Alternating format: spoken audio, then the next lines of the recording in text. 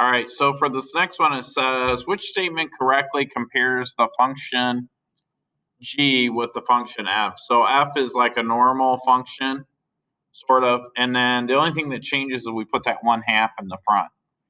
So I'm going to say that it's probably a vertical compression. In other words, we're going to shrink it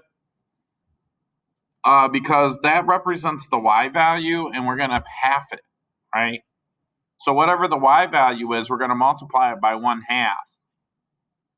So it's probably A, but let's just look at the graph to make sure, okay? So I'm going to click on my calculator, and I'm going to put in e to the x, and then -4, so that's the original function.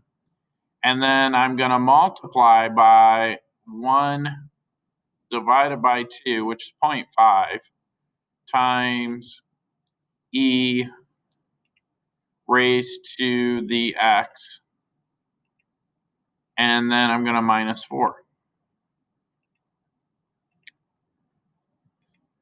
And so I'm going to graph those, and let's take a look at that.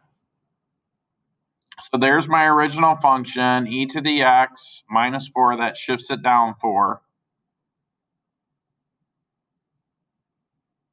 Yeah, so this is funny.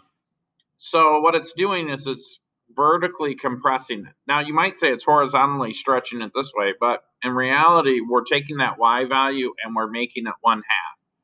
So A is the correct answer.